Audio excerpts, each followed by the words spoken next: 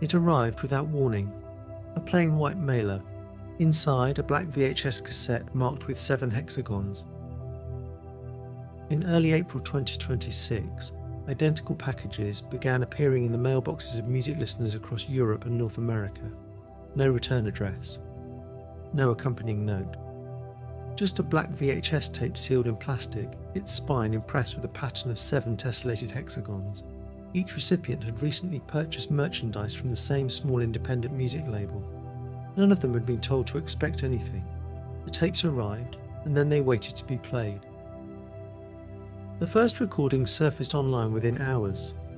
Someone connected an old VCR to a capture card and played back the results. What appeared was not a music video or promotional content. It was something harder to place. Abstract geometric shapes drifting across a washed-out field, textures shifting, muted colours cycling without logic. Beneath it all, an audio layer played. Something recorded in the wrong decade and played back in the wrong one. By the following morning, 43 recipients had identified themselves on fan forums. Each had received a tape. Each tape played slightly different content. The abstract forms varied, the audio layers differed, yet every cassette bore the same 7 hexagons, precisely rendered. What had arrived at 43 doors across multiple countries was not a single message. It was 43 fragments of something larger. Something that would only make sense once all the pieces had been compared. The internet descended. It analysed. It compared. 43 people had a piece of something none of them could yet name. Online forums came alive overnight. Listeners posted frame-by-frame breakdowns comparing timestamps and cataloguing every audio fragment. Someone ran the tape's soundtrack through a spectrum analyzer. Embedded in the distorted noise, invisible to the ear but legible to a computer, were patterns consistent with frequency shift keying. An old method for sending digital data over analog audio signals. Someone had hidden a message in the static. Frequency shift keying is a technique from an earlier era. Before broadband, machines used sound to carry data. A modem converted binary information into alternating tones that could travel over telephone lines or magnetic tape. This method had not been used to encode audio for distribution in decades. Whoever embedded these patterns had done so deliberately, reaching backward in time to pull out a language most of the world had forgotten. Questions spreading through every forum was not simply what the data said. It was who had sent it. The merchandise label that dispatched the tapes distributed records from a handful of artists, most of them obscure. But one was not obscure. One was legendary, not for scandal or controversy, but for something far stranger. They were legendary for disappearing. For releasing music so rarely and quietly that entire years would pass with no word from them at all. 13 years had passed since this collective had released a new record. In music time, 13 years is enough for entire careers to bloom and collapse. Platforms that did not exist when they last released music now hosted billions of songs. Entire genres had emerged and dissolved. And through all of it, Scottish electronic music collective had said nothing. No interviews, no tours. Just a silence so complete it had begun to feel permanent. For the listeners who had followed this music for years, the arrival of the tapes was not merely mysterious. It was something closer to a reappearance. An acknowledgement that someone was still there. After 13 years with no official word, 43 physical objects had arrived through the postal system at the doors of strangers. Not a press release, not a trailer, just tape and hexagons. And inside the noise, something waiting to be decoded. To understand the tapes, you must first understand who sent them, and why they stayed silent so long.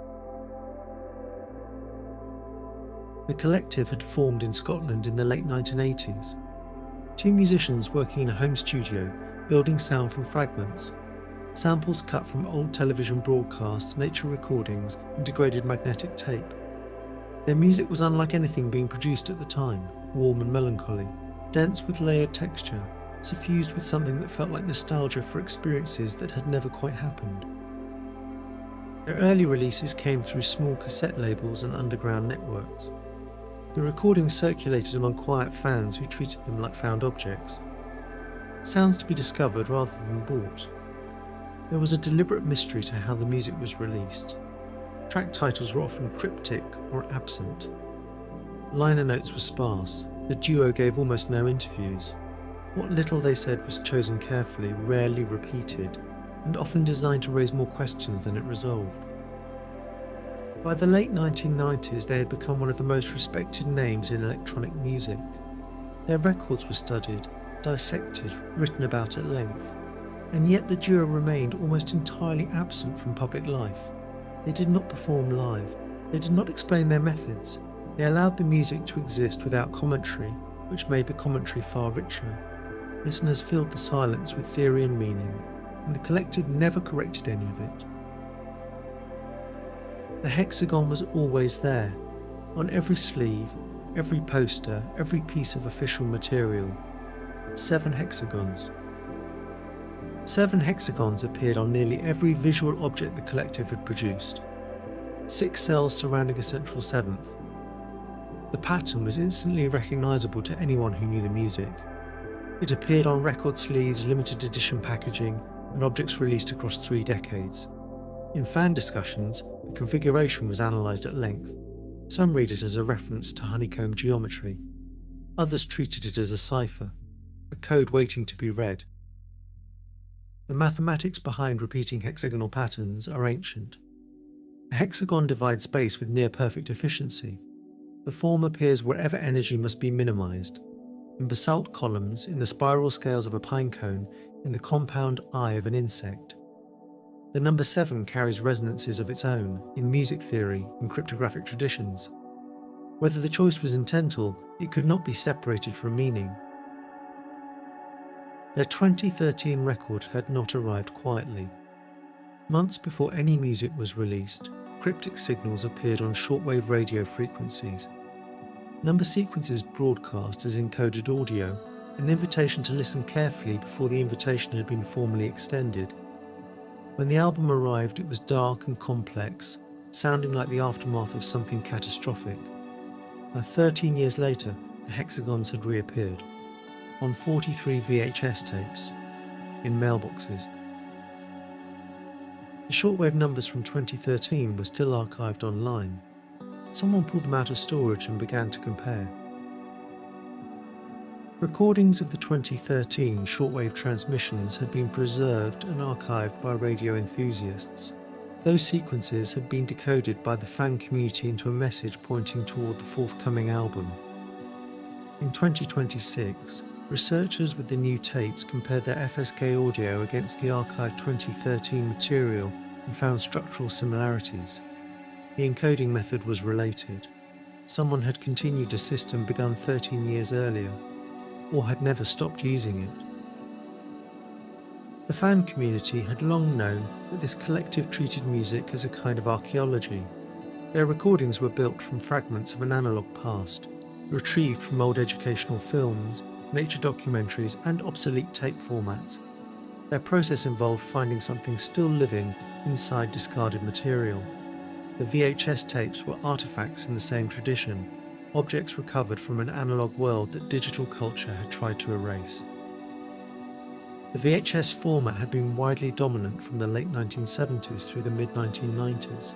Its unique artifacts, horizontal distortion bands, colour bleeding at transitions, the warped audio at the start of a long tape, were not merely visual choices in the new recordings. They were the actual properties of a physical format that stored time on magnetic particles aligned in patterns so dense they could be altered by a nearby magnet, a warm room, or decades of neglect. By the time the tapes arrived in 2026, the VHS format had been widely extinct for nearly 2 decades. Most households had discarded their players. Finding a working VCR was itself a minor archival exercise for some recipients. Second-hand shops saw a sudden surge of searches for old hardware. Detailed guides appeared in forums explaining how to connect old machines to modern capture cards. The technology declared obsolete was briefly, urgently necessary again. This was the first layer of the message, not just what was on the tape, but the tape itself.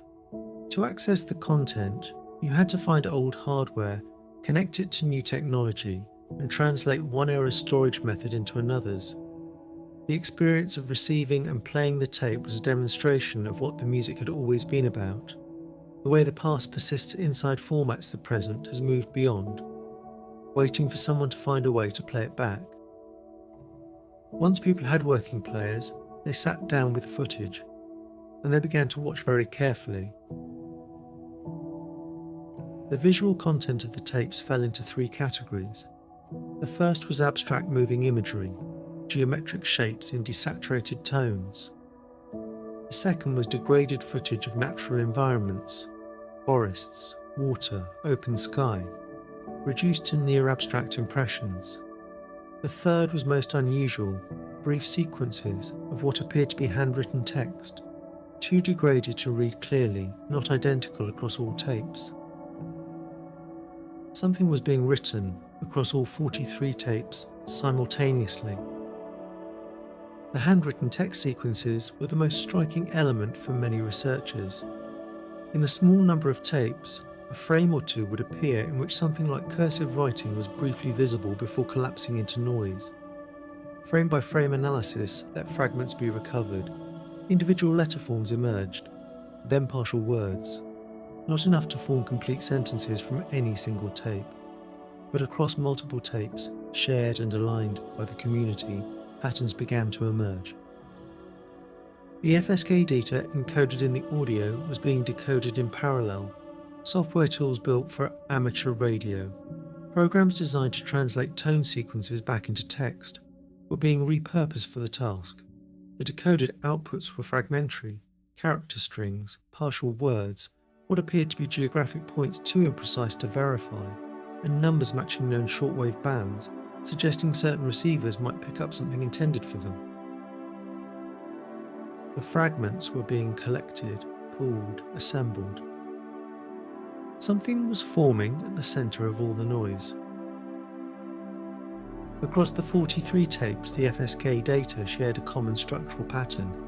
There was a header segment, a consistent opening sequence appearing at the same point in every tape's audio, followed by a data body that varied between tapes. Researchers familiar with packet radio formats recognized the structure at once. Each tape carried one segment of a larger dataset sent deliberately to all 43 people. The visual fragments confirmed what the audio data suggested. The degraded handwriting in certain frames was not the same text across all tapes. Different tapes carried different portions. When placed side by side, they appeared to form parts of a longer document. Not all was recoverable. Much remained too degraded to read, but a structure was visible, the outline of something that held meaning, with sections on what appeared to be headers. The natural environment footage was analysed for location cues. Researchers compared the vegetation, light quality and topographic hints visible through the processing against satellite imagery of known regions. The angle of light suggested a latitude range in northern Europe. The tree species were consistent with a specific part of northern Britain. The footage had not been filmed in a studio. It had been captured somewhere specific and the tapes were pointing there. Somewhere in Scotland something had been recorded, at a place the tapes were trying, in their fragmented way, to describe. The shortwave-style audio elements, distinct from the FSK data, were being analysed separately. These were atmospheric recordings, processed and layered over synthesised tones, resembling a receiver scanning frequencies at early morning hours, catching fragments of signals in unknown languages. This kind of audio had a long history among artists who treated the radio spectrum as a landscape, a terrain full of signals that existed whether or not anyone was listening. Number stations had long fascinated musicians, radio fans, and researchers alike. These were Cold War-era shortwave broadcasts, a voice reading number sequences over a carrier signal sending encrypted messages to agents in foreign countries. The receiver would consult a one-time pad and convert the numbers into instructions. Many of these stations continued broadcasting for years after the Cold War ended, their audience invisible. The shortwave aesthetic in the tape recordings was not accidental. It was something this group had cultivated across their entire catalogue, Certain earlier works had contained audio hidden beneath the surface of the mix, material embedded at specific frequencies, audible only through processing. The practice of concealing content inside music had been part of their intent from the beginning. The VHS tapes were its most elaborate expression yet. Each tape was a transmission. Each transmission carried a fragment. Together, they were forming a picture. The voice fragments embedded in the audio were the most unsettling element for many researchers. They fell at irregular intervals across a handful of tapes. Not predictably, not consistently. A voice heavily processed, speaking what sounded like phonemes assembled to resemble language without quite achieving it. Some listeners heard English phrases, others heard nothing linguistic. The results were inconclusive, but the voice was clearly present. There was a pattern to when the voice fragments appeared. They fell at moments where the visual content shifted between categories, from abstract shapes to processed landscape footage, or from natural imagery into the handwritten text sequences. The transitions were not random. The voice appeared at the edges of something, at boundaries, as though it was marking divisions that viewers were meant to notice, as though the tapes had structure and the voice was its marker. By the end of the first week, 43 tapes had been almost entirely catalogued. Every known recipient had been contacted. Their footage and audio had been digitised and uploaded.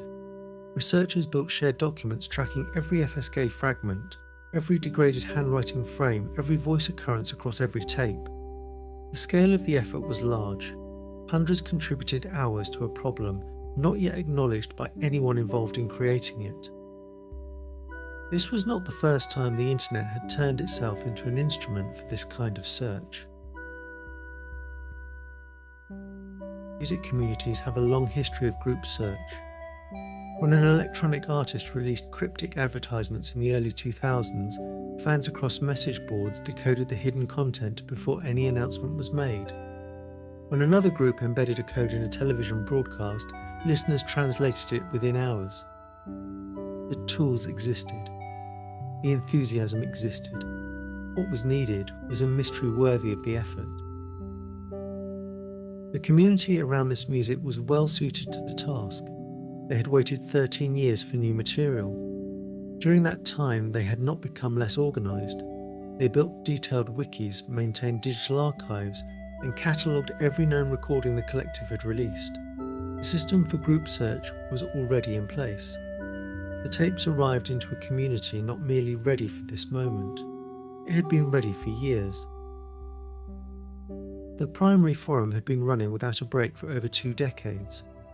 One of the oldest active fan communities on the internet. It had survived platform shifts and server failures. When the tapes arrived, threads stretching back to the mid-2000s became the organising system for the decoding effort. The community had never quite stopped preparing for a moment exactly like this. The FSK data was the first major breakthrough. 3 days in, the header structure was fully mapped. A researcher with a background in amateur packet radio recognised the FSK header structure on day 3. The opening sequence of each tape's encoded layer matched a modified form of an old digital radio mode, a format for low bandwidth, high noise use, last commonly seen in the late 1990s. Guides to this format had survived in archives kept by radio fans. Once the header was known, decoding the payload was a matter of running the audio through the right software. The payload data, once decoded, yielded 3 types of content. The first was a sequence of time codes, frame-accurate markers for specific moments within an audio recording. The second was a set of frequencies in the shortwave band, paired with alphanumeric codes consistent with station identifiers. The third was text, partial sentences in English, that did not form a complete message, but clearly pointed toward one. The time codes became the next focus. If they mapped to a known recording, identifying the source would reveal what the timestamps were pointing at. The community compared the codes against the collective's entire catalogue, official releases, unreleased material and bootleg recordings. The process was careful but produced results. The time codes matched moments in 2 unreleased recordings known to the community. The unreleased recordings were known. They had circulated quietly for years, but no one had fully understood what they contained. Within the community, audio recordings existed that had never been officially released. Not bootlegs of live performances, but ambient works. Long, textural pieces without clear structure, sometimes an hour in length, that had passed through file-sharing networks in the mid-2000s. Their origin was unknown. They had been described as test recordings, early experiments before any official release, known to the community, but their purpose had never been established. The time codes pointed to specific moments within 2 of those ambient recordings, when researchers located those positions and listened carefully. Using audio processing and the patience only a community waiting 13 years could sustain, they found something not previously noticed. At each marked position, embedded beneath the ambient surface at very low level, there was a signal. Tonal, structured, not random, consistent with another layer of FSK encoding. The discovery implied something striking. The ambient recordings that had circulated for years, the ones assumed to be unreleased experiments, had always contained hidden data. The VHS tapes had not introduced something new. They had provided the key to something already waiting inside recordings on hard drives across the world. For more than 2 decades, a hidden layer had been sitting inside music that millions of hours of listening had never managed to reveal. The internet had not been wasting its years of listening. It had been slowly getting closer without knowing it. The frequencies decoded from the FSK payload were verified next. Community members with shortwave radio equipment began checking the listed frequencies at times noted in the codes. The effort required planning across time zones. The frequencies were active on a UTC schedule, meaning different listeners in different countries would need to tune in at different local hours. A signal appeared, weak and intermittent at first, but it was present. Something was broadcasting. The shortwave transmissions were brief. A tone sequence, a pause, a voice reading numbers in a neutral accent, and then silence. Multiple independent receivers recorded the broadcasts and uploaded them for comparison. The readings matched.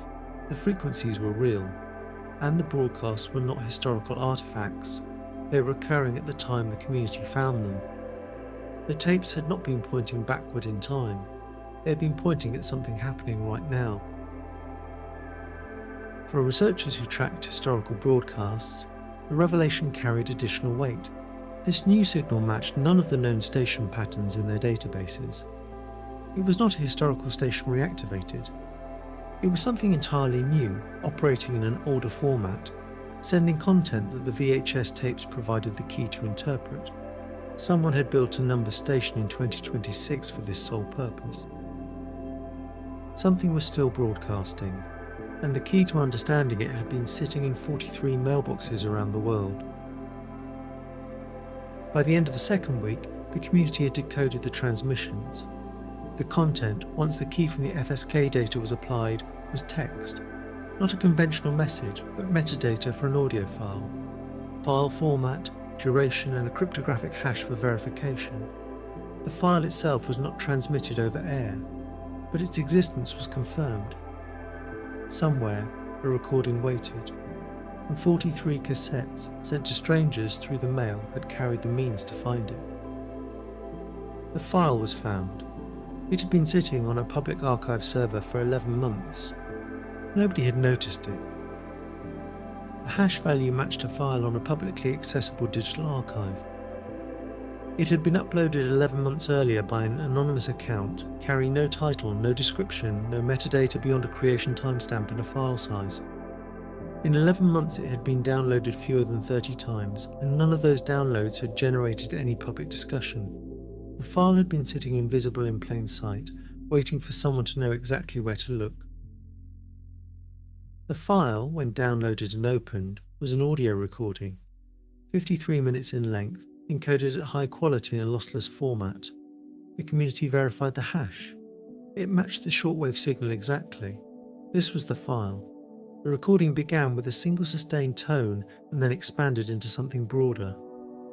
something with a warmth and texture that listeners who had spent years with this music would have recognised at once. New music. After 13 years of silence. The community's first response was not celebration, it was verification. Members with audio analysis tools confirmed the recording was consistent with the production methods that had defined the collective's earlier work. The acoustic properties matched. The musical content, while clearly new, all the identifying qualities of 3 decades of studio output, slow melodic development, textural warmth, a sense of enormous distance compressed into something intimate.